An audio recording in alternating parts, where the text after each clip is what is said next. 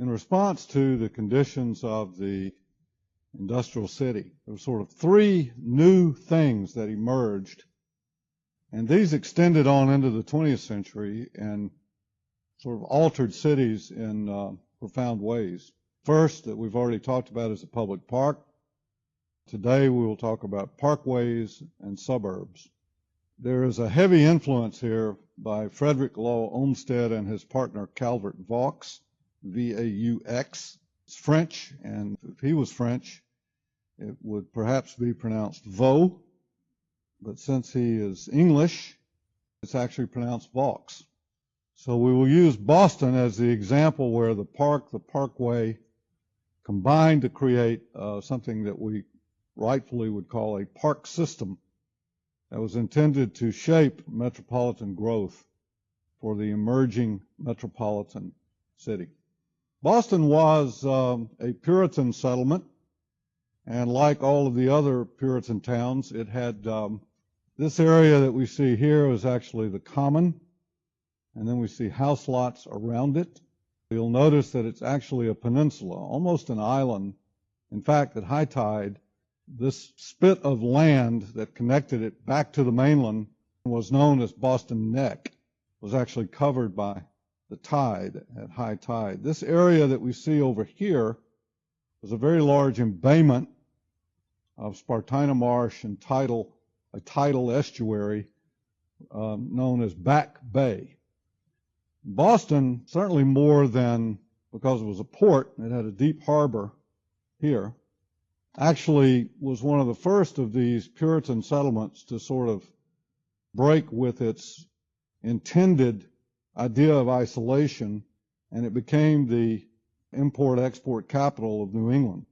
The area that we see right here was extended out and became known as Long Wharf, and is still there, though the working harbor of the port has moved up the coast to the Mystic River, which is actually north of Boston. There was a river that was associated with this tidal estuary in Back Bay, which was known as the Charles, is known today as the Charles River. Water supply for grinding of grain, water power, came from a dam that was constructed right across here, so that on the incoming tide, the gate would be opened and this would fill up. The gate would then be closed at the peak of high tide, and then a sluice was cut right through here that could actually then, when the tide went out, they could open the gate on this end, and because this was higher than this, the water would run this direction, and that would turn wheels for the purpose of grinding grain and so forth.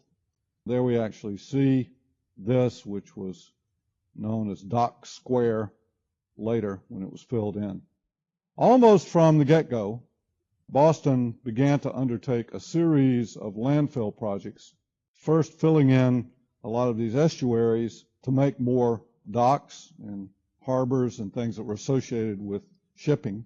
The first public building was actually located here, which was at the intersection of the High Street, which is today known as Washington Street, that ran on that thin neck of land, that sand spit that connected it back to the mainland. So it was really at the intersection of there we see Long Wharf, the intersection of sea transit and land transit that we see here, that the public building, the State House, was actually constructed. This is Bonner's map of 1722, and we see the common here, but we also notice that people have begun to plant trees on it. There's a large deposit of gravel up here, a mountain really called Beacon Hill, which contained a lighthouse warning ships coming in that they were approaching the harbor. Boston Harbor has a series of islands in it. Even today, when you land in Boston at the airport, pilots will tell you that it's one of the scariest places to land because the airport is out in the middle of the ocean and you're just dropping the plane down into blackness, down into the darkness. This is Washington Street today, and just of a minor side note, this is the Old South Meeting House, which was the site of the Boston Tea Party, where they ran down the street, it's right there, ran down the street and out on the Long Wharf and dumped all the tea into the harbor in defiance of the tax that had been placed on tea that they were importing from England. There was no way they could produce their own tea. And that's what it looks like today. It would develop in the late 19th and early 20th centuries as the major retail street. So Filene's, all the major department stores were located along Washington Street. Now, Boston did not grow as rapidly as New York, but it grew rapidly, as you'll see from the close of the war with England, where it had a population of about 8,000. It grew to 560,000 in half a century. And there you can see these wharfs, the old wharfs that were built, and then this was all filled in. There's Long Wharf extending out into the harbor. And then the mill pond that we see up here, which today is actually the site of the Boston Garden, where the Boston Celtics and the Bruins play. Well, you can imagine that many people crowding onto this little spit of land was a problem. And so there was a huge homeless population, and they basically camped out on the common because there wasn't adequate housing. There wasn't any place for anybody to go. And here you can actually see the extension of the shoreline. The dark, almost black, dark green is, of course, the original configuration of the shoreline. And then you see it moving all the way up to the last landfill projects that date only to 1995. Now, a lot of this came from cutting down these glacial hills. There were 3 of them that formed Beacon Hill. It was mostly sand and gravel, so it was ready-made for landfill projects. And here you see this big area, this estuary off the Charles River. This is Cambridge over here. That was a tidal flat known as Back Bay. And that's sort of the locus of our discussion this morning. So there we see the smoothing of the lowering of Beacon Hill. And I should mention that here on the common, this parcel that we see right here was owned by a man named John Hancock, who was very proud of his signature. So he wrote it very large on the Declaration of Independence.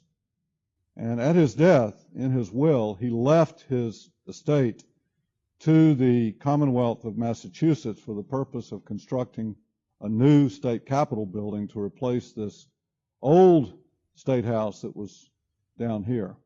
The old state house is still there. It's actually very historic. It's now actually a metro station, a subway station on the Blue Line. And it was historic because it was the site of the so-called Boston Massacre, where the Declaration of Independence was actually smuggled out of Philadelphia. It was written in Philadelphia and then smuggled out of Philadelphia, a copy of it, and was read to the crowd assembled in front of the State House in 1776 on the eve of the war with England. These were technically called glacial moraines, and they were known as Trimount.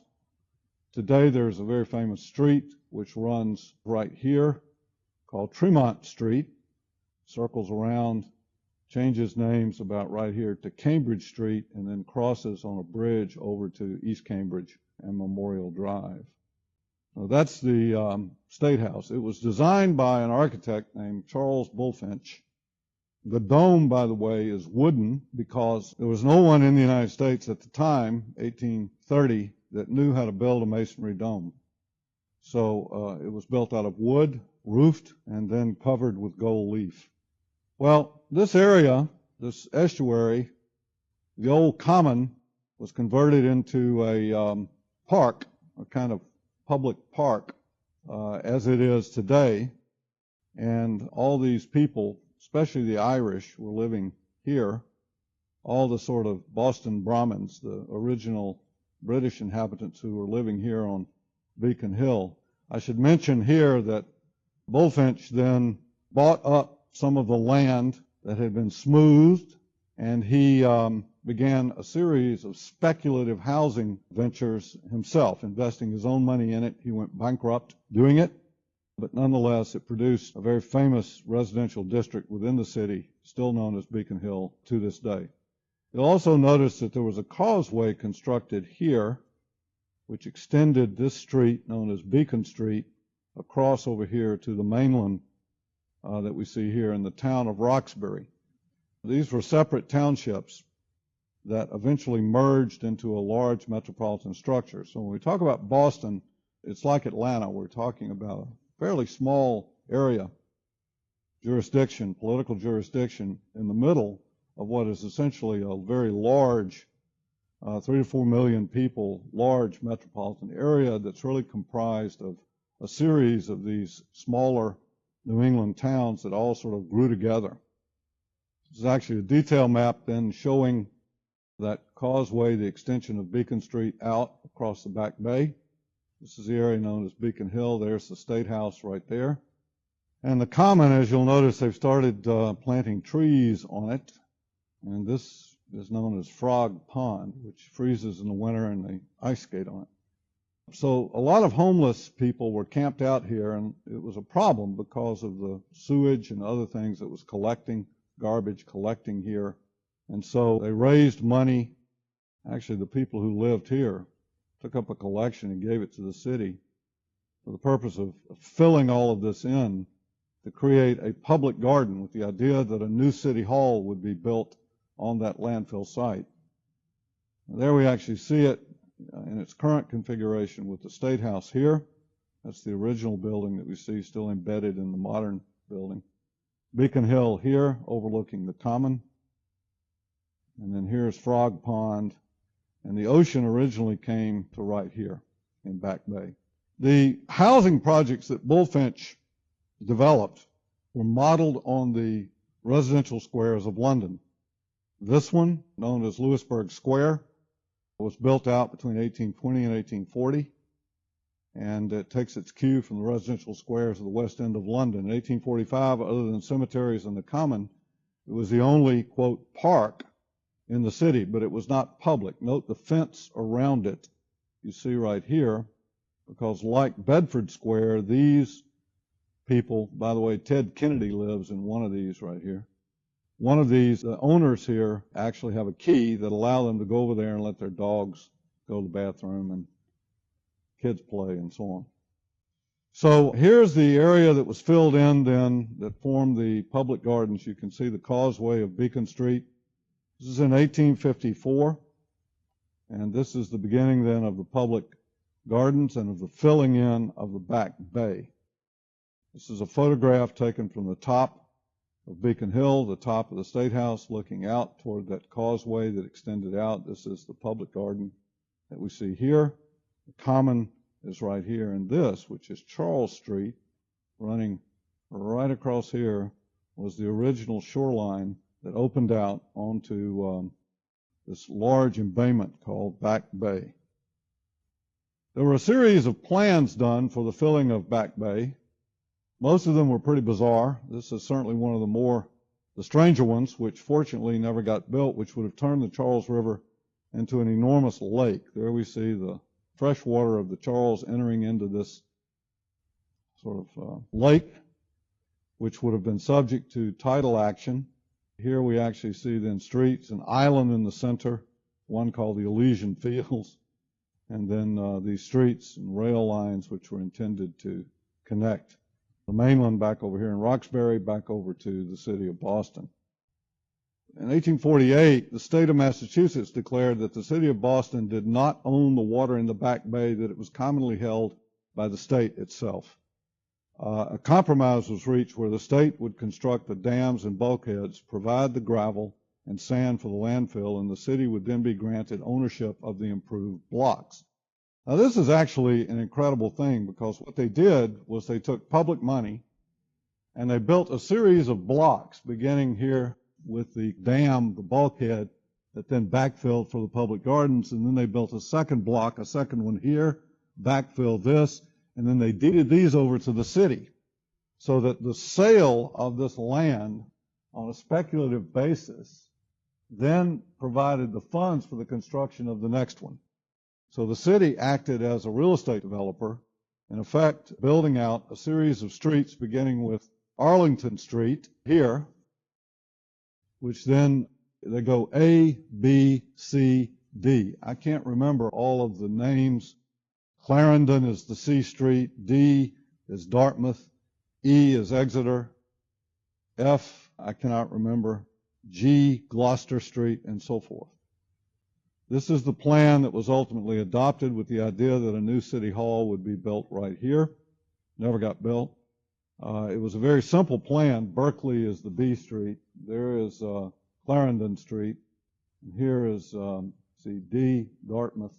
This was to be called Commonwealth Avenue, and then simply extended in every one of these subdivisions on the axis where the location of the new city hall was proposed to be built. And over about 4 or 5 decades, this whole area was filled in this way, flat as a pancake. There we see it. That's the Common. There's the public gardens. That's Arlington Street running across here, Commonwealth Avenue, and then the crossing streets here, Berkeley, Clarendon, Dartmouth, and so forth. The public garden, the city hall never got built, but the public garden, based loosely on plan of St. James Park in London by John Nash, remodeled by John Nash with this sort of serpentine lake. The buildings that you see in the background, including I.M. Pei's Hancock Tower, as you see right here, was actually built on landfill. It was out originally in the middle of a tidal estuary. There we see the public gardens. That's Charles Street. This is called Lower Beacon Hill. This is the Charles River as in its final configuration. And there we see the extension of Commonwealth Avenue. The location of City Hall, because it never got built, ultimately was important because it terminated this grand vista down Com Ave. And so they erected an equestrian statue of George Washington in imitation of Marcus Aurelius at the Campidoglio. There we see it. It's really an extraordinary street, 200 feet wide with this sort of park in the middle. There it is under construction. You can see the landfill operations continuing, extending down here. Now there was a stream back here known as the Fenway. The word Fens, actually the red line that you see in the small map is actually the original shoreline. So they projected this out over water, basically, in a marshland. The word Fens is an archaic English word that means marsh, mud and marsh, the fenlands around East Anglia, around Cambridge. There is Commonwealth Avenue in 2006, quite beautiful this time of year, a sort of repository of memory, various important people in the history of the state, the history of Boston, are memorialized along Commonwealth Avenue with these townhouses or terrace houses, quite large actually, facing out onto Commonwealth Avenue. The whole ensemble, as I said, is 200 feet wide. It is an enormously wide street. And here we are looking back at the site of City Hall where the statue of George Washington was ultimately constructed, and then leads us from there through the Common up to, conditioned here by the State House. So this is what it looks like today from the top of the Hancock Tower. You see these blocks of townhouses that were built. Churches were constructed typically on the corners. It's interesting that they tried to, today if you were subdividing something out in suburban Atlanta, you would probably have a swim tennis community. Here it's interesting, they built churches to try to attract people. They gave land to various congregations to build new churches. I think that's kind of interesting. It tells you the social importance of the church at this point in time as a social institution. Each of these blocks were split by alleys. There's a church split by alleys. These are public alleys, and they're simply numbered, 1, 2, 3, 4, 5. I think there are 300 of them. Certain streets developed as commercial retail streets, such as Newbury Street here, and others remained residential. Most of these big houses today have been subdivided into apartments. There are a lot of college students in Boston, and a lot of them rent these 1- and 2-bedroom apartments for a pretty substantial sum of money, actually, living in Back Bay. This is a church that burned and was replaced. The steeple did not burn. It was replaced by Paul Rudolph in about 1964. This is Beacon Street today. The red line that you see in the small map right here is where you're viewing. And this is Commonwealth Avenue as it exists today. So this extended all the way from the public garden and the common, the State House, which is kind of right there, all the way down until it met the Fenway. There we see the Fenway, which had a stream in the middle of it, tidal stream known as the Muddy River. Nice romantic title. Now, the problem was this was flat and there was inadequate sewerage. And so the stuff in the pipe is called sewage. The system of pipes is called sewerage. Kind of interesting. So they, based on the same principle as the old mill pond, they created a floodgate here, which they would open on the incoming tide in the Charles, which at this point was saline, and this would flood back up in here and then wait for the tide to go out. Then they would open the gate, and it would allow all of this flushing action out of the Muddy River out into the Charles, and then the tide would carry it out into the ocean. There we actually see the whole ensemble from the State House and the Common to the public gardens, all the way down Commonwealth Avenue to this floodgate that we see right here, and then here, the fins along the Muddy River. There's a detail of this that we see right here, and this right here is that floodgate. These drawings you can see F.L. Olmsted, landscape architects, J.P. Davis, civil engineer. It's interesting that these drawings, when you look at the original drawings, actually are labeled sanitary improvements to the Muddy River. But as Olmsted often did, he was a man of considerable vision.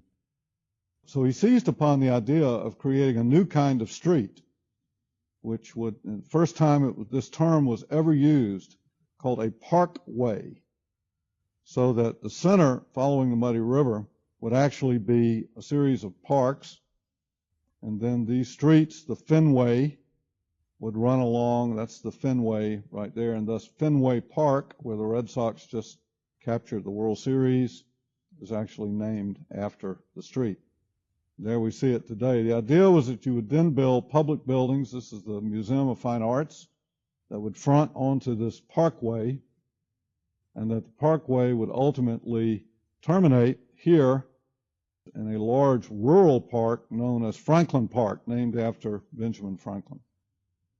This is called the Arborway, connected the Arnold Arboretum back to Jamaica Pond and then back over here along the Fenway till it hooked up to Commonwealth Avenue and terminated here on the public space in front of the Capitol. Sort of American equivalent of the Campidoglio in a sense. No, they were, there you see them, they're pretty substantial. I mean, at 5 o'clock, this is chock-a-block with traffic.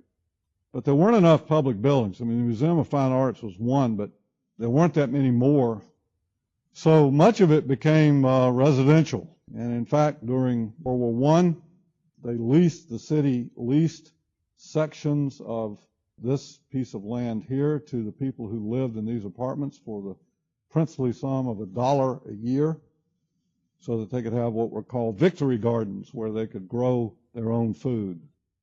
And you walk through it today, and it's sort of interesting because some of them are still growing, tomatoes and cucumbers and squash and so forth.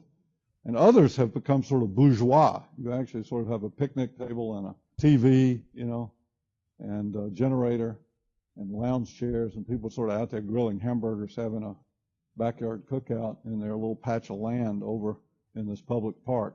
This was an idea that Bernard Tschumi picked up on in the Parc de la Villette in his plan, what he called the film strip. He claimed to have invented it, but clearly there was a precedent almost 100 years older here in Fenway. So this is the Fenway. That's what we're looking at right here. The whole ensemble was then a parkway. Now, again, this is something that is entirely man-made. This is under construction. The Muddy River sanitary improvements under construction in the 1870s and 1880s, and there it is today. The collaborating architect was a young man named H.H. Richardson. who designed all the bridges and the bridge abutments and the architectural features along the fens. There it is under construction. There's the same location today. That's one of the bridges designed by Richardson. There you see the Prudential Center sort of popping up on the horizon in the middle of what was Back Bay. Well, as you move on out, you were terminated then by this large rural park, the Franklin Park. Originally, the idea was that you would drive your carriage through the park, and then there was this large mall here that Olmsted on the drawing is labeled The Greeting, this social space where a series of ha-ha walls constructed along either side of it contained indigenous New England animals. And you have deer and moose and other kinds of things sort of contained here. And later, this whole concept was not really appreciated, and so the Boston Parks Department converted it into the zoo, complete with geodesic domes and Bengal tigers and lions and elephants.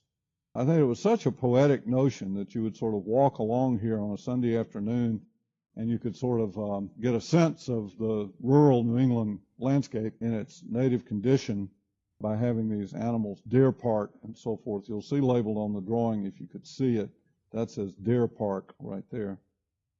This is what it looks like today. The large sort of open, undesignated area here was converted into a public golf course.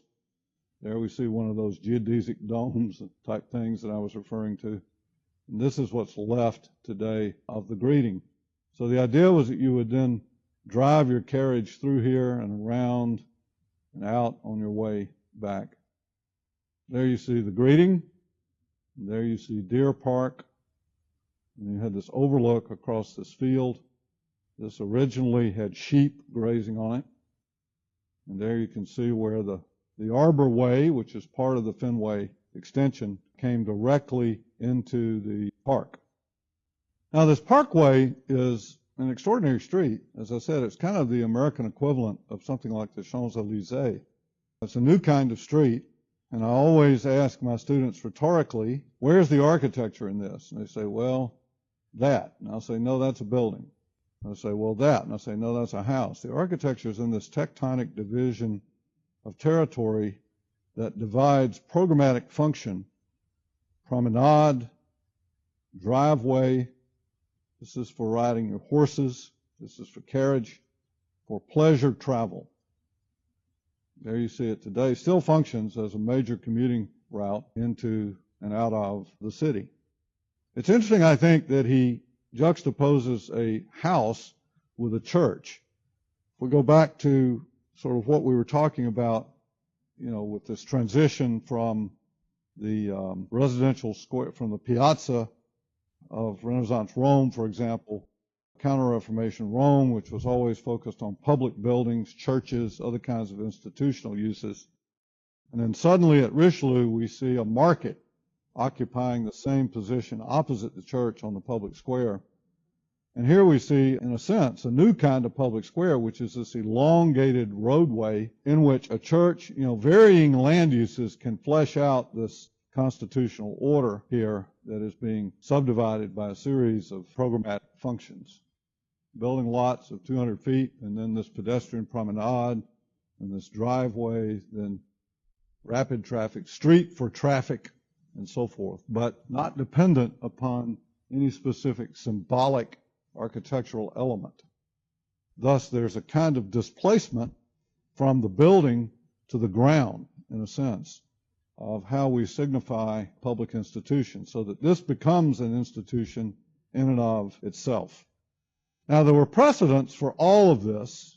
We know clearly what this one was in the public garden, Marcus Aurelius, and we know about the public park, Central Park in New York, also designed by Olmsted and Vaux.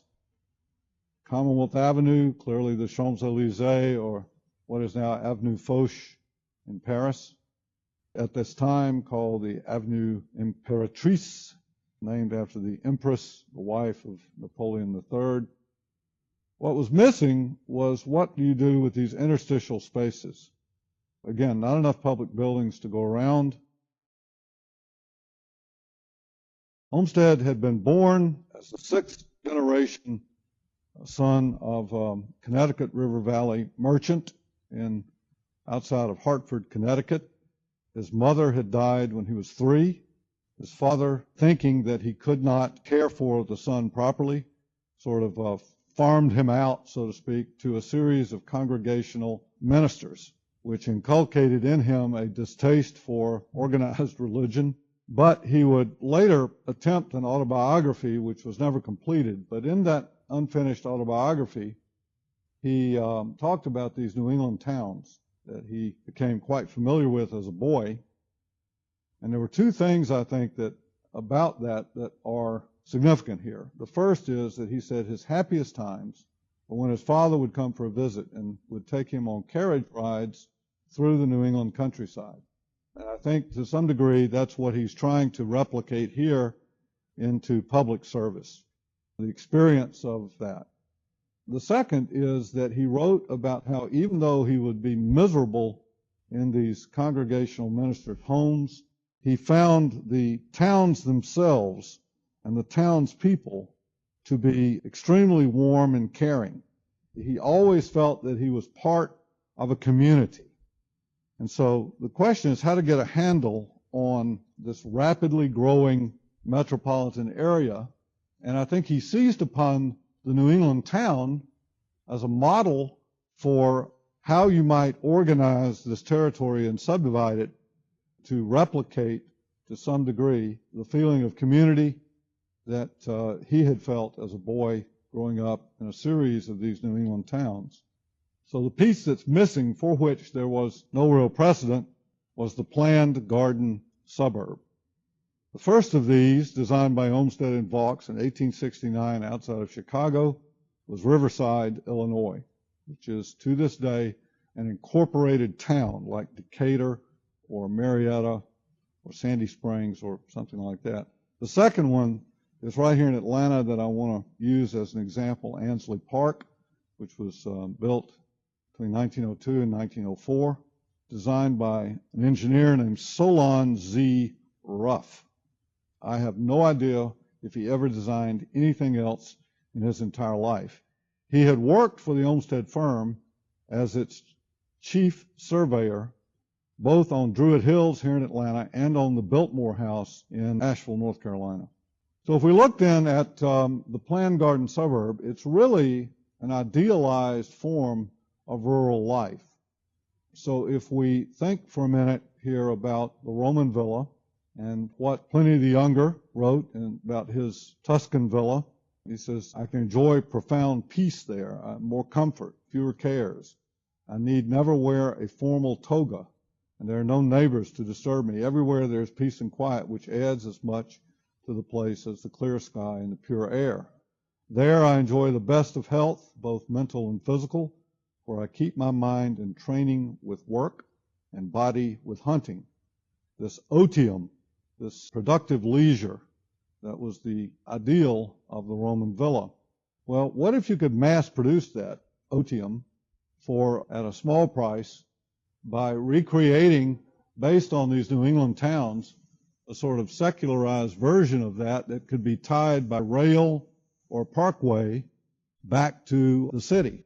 And thus, if you were a doctor, a lawyer, a merchant, a chief, you could live here, and you could come down and take the train into Chicago and go about your daily business, and then return again to the peace and quiet of this idealized rural environment in which your income is not derived from grazing cattle or raising vegetables, but rather it's attached to the city. So Olmsted wrote in 1871 in his address to the American Social Science Association that this was the major problem that metropolitan growth faced. How do we combine? He goes on to say, cities provide great things, educational opportunities, employment, better hospitals, and so on, but they're crowded and they're noisy and they stink and they're dirty. So it's a problem in terms of trying to enjoy the best of health, both mental and physical. So he wrote here that he said, it thus becomes evident that the present outward tendency of town populations is not so much an ebb as a higher rise of the same flood. the end of which must not be a sacrifice of urban conveniences, but their combination with the special charms and substantial advantages of the rural conditions of life. Hence, a series of neighborhoods of a peculiar character is already growing up in close relation with all large towns, and though many of these are as yet little better than rude, overdressed villages or fragmentary, half-made towns, it can hardly be questioned that already there are to be found among them the most attractive, the most refined, and the most soundly wholesome forms of domestic life, and the best application of the arts of civilization to which mankind has yet attained. So if you could then create these sort of villages in which you could have what Pliny wanted in a small way here, close enough to a place of employment, with that you could then figure out, well, how do you then fill in these kind of undeveloped interstitial spaces over here in Brookline, and over here in Roxbury, and over here in Jamaica Plain, so on and so forth. So the outward tendency, there's a push and a pull. The outward tendency that he's describing is the push that's coming from these kinds of urban conditions, such as we see here in this photograph of Pittsburgh. And then if you could create these planned suburban towns, you could then have a pull that would be better for children to grow up in, and so on and so forth, combining the best of urban life with the best of rural life. That is what he was after. Now, I think this resonates all the way into the present. This is an advertisement that I saw in the Golden, Colorado, Denver newspaper for a suburban development of Denver called Wellington in 2002. So I borrowed my brother-in-law's car and we rode out to find Wellington. This is Wellington in reality. This is Wellington as it was idealized in the advertisement in the newspaper. The kind of neighborhood you thought disappeared 100 years ago. It's interesting how they name things in these kinds of places, too. They're all sort of names like Old Flintlock Trace or Spinnaker Common or something which is sort of evoking a pre-industrial condition, right? Now, the first of these, interestingly enough, was Blaze Hamlet outside of Bristol in the UK, Bristol, England, and it was designed by John Nash at the same time that he is designing Regent Street and Regent's Park. So all of that Regency-style neoclassical, stripped-down neoclassicism that we see with Regent Street here is actually a sort of a series of kind of fairly archaic-looking cottages that were built around this kind of common area that we see here. This was built actually for retired pensioners of John Scandrett Harford, a wealthy banker and landowner of Blaze Castle and Blaze Estates.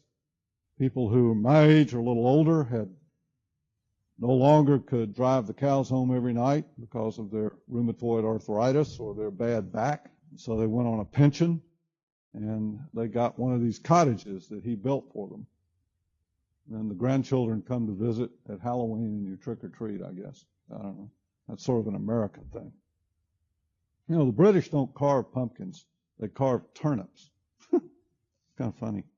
Well, Olmsted was not the first. In fact, there was one called Le Vaisonnet, built outside of Paris, same year as Riverside. And this one preceded it outside of New York, Llewellyn Park, New Jersey. Tuxedo Park was another one where everybody would go to this clubhouse for dinner dressed in a type of suit that took the name, tuxedo. So smart, you know, everybody, you want to look like Cary Grant when you put one of those things on. This one, Llewellyn Park, though, by Alexander Jackson Davis, if we look at this, it has none of the sort of collective order that we see in Riverside. Instead, it's just a series of fairly large residential estate lots.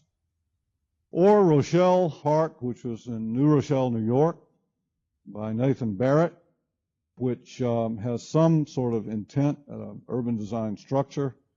Again, it's a series of lots sort of fit into a parcel of land tied to the rail line that we see here, the New Haven and Hartford, New York line of the Pennsylvania Railroad Company. And we compare that then to Riverside, we see quite a difference where these blocks, even though they are amoeba-shaped, These blocks all sort of feed the side streets into these main streets. And if we were to zoom in on this, we would see this is a large park along the Des Plaines River. It's actually how it's pronounced. The smaller areas that we see here, here, here are labeled commons. Commons. That's what alerted me first to the fact that he was drawing upon his experience of these New England towns, pre-industrial New England towns in the 1820s for inspiration.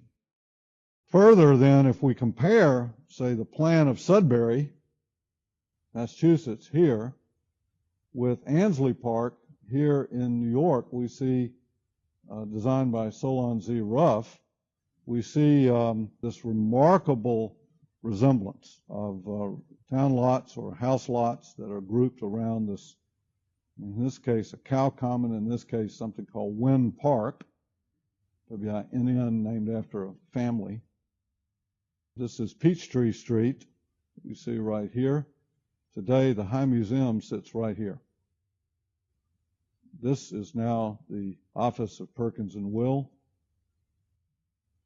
We'll look at this in some greater detail in a minute.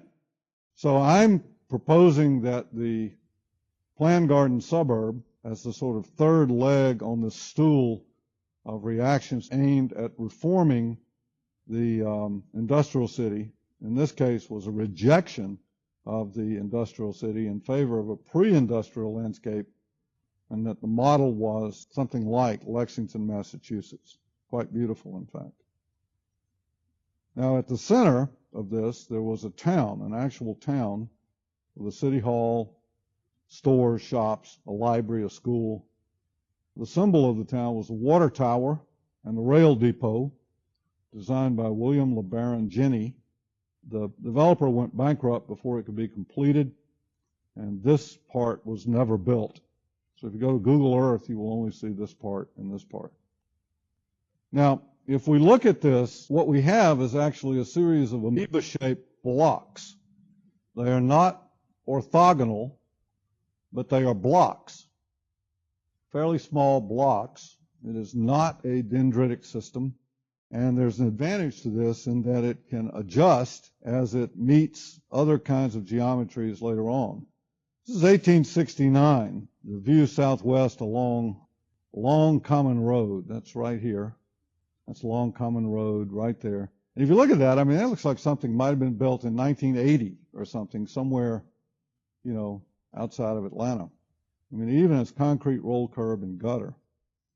Riverside became, in addition to the fact that it's, in and of itself, it is an extraordinary thing, also a place where a lot of wealthy people moved and hired a lot of famous architects, including Louis Sullivan and Frank Lloyd Wright, to design houses for themselves.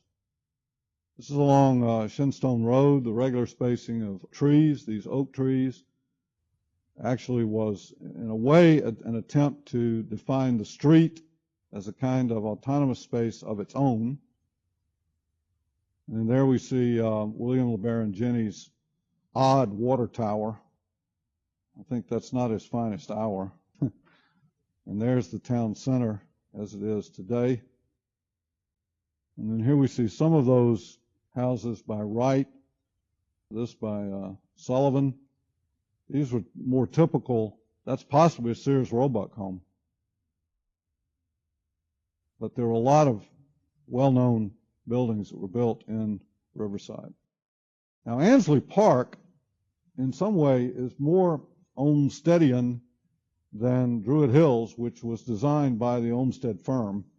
Late in the old man's life, he suffered from dementia and turned the firm over to his sons, Frederick Law Olmsted Jr., known as Rick, and his brother, half-brother actually, John C. Olmsted. But Ruff had worked for the Olmsted firm on Druid Hills, and he was hired by the developer here, Edwin Ansley, who modestly named his subdivision after himself. You often will see streets and suburban developments all over metropolitan Atlanta that have names like Shirley Place and James Way, and you discover that the developer named all the streets after his children and his grandchildren. So everybody got a street. It's kind of sweet in a way. Well, this is the plan that Ruff produced. And again, Peachtree Street that we see right here, this is now occupied by First Presbyterian Church, the Reed House condominiums.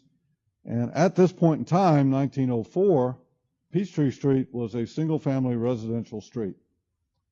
If you zero in on these, it's interesting to see how they sold the lots. The lots were priced by the linear feet of frontage onto the street. And it sort of makes sense. It's like I've invested, if I'm the developer, a certain amount of money in building the street, putting in sewer and water, and so therefore you're buying a portion of that. Right? Later, this would change. The city realized that fair market value would produce more revenue, and so it all shifted to a kind of open market. This is the original plan. You'll notice, too, how Piedmont Park over here, the streets were aligned originally at the entrances to Piedmont Park. The idea being that if you lived over in Virginia Highland, you would drive through the park on your way to work, wherever that might be, over somewhere down here, down Peachtree Street. This is the site of Colony Square today. This is the AT&T building. This is the High Museum on this lot. The MARTA station, Art Center MARTA station, is in this block that we see right here. Now, if we look at this, it becomes immediately apparent that Peachtree Street, over time, developed into office and institutional uses. So this system, the urban strategy of splitting the block with an alley in London, is based on, again, the West End of London and the Mews system in London, which operated exactly the same way, allowing what is on one side of the block to remain residential and what is on the other side of the block, the land uses, to change in extraordinary ways, to an extraordinary degree. There we see a detail of it. There's actually up here an alley that runs behind these houses off of 16th and 17th Streets. Now, people drive through this neighborhood today and they just assume that somehow these brilliant designers were able to insert streets and lots and houses in there without cutting down a single tree. No, that's not the case. Here it is under construction on the top, and I've tried to replicate as close as I possibly could the actual present view to the view as it was under construction. This is actually, as I said, Edwin Ansley was forced to declare bankruptcy, and the lots were sold at public auction in 1904. This is the first of those auctions.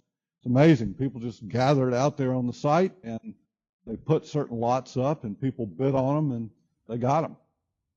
This is more or less where that is today.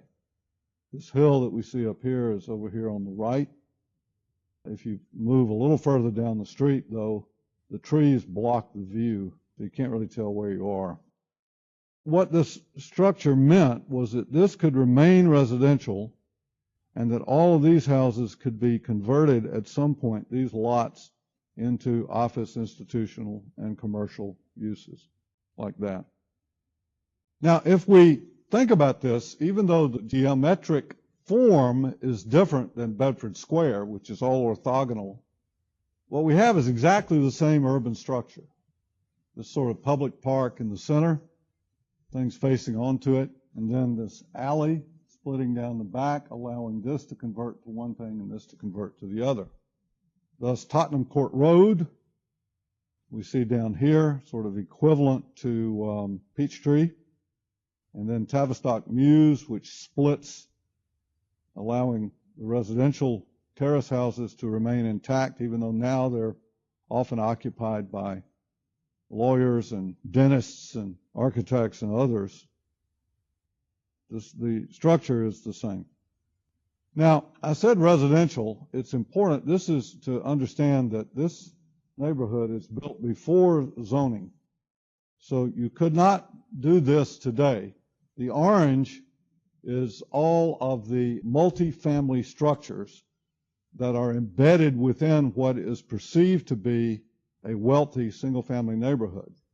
I'm very familiar with this because that's my house right there for the last 36 years. So my neighbors today would be horrified if somebody came in and proposed to build townhouses on some of these right here. But there they are, and they work just fine. And again, I'm struck by the fact that how New Englandy these sort of suburbs are. If we look on the upper right, that is a house built in 1690. Just to put this in context, Louis XIV was on the throne of France at Versailles when that house was constructed in Concord, Massachusetts. Lexington, which is one town closer to Boston than Concord, assumed its current form in 1740. This is Druid Hills here. This house built about 1920. And the Ardmore suburb here off of Peachtree, directly opposite the Cathedral of St. Philip, built in 1980, in which this sort of skin is in imitation of this nostalgic sort of pre-industrial world.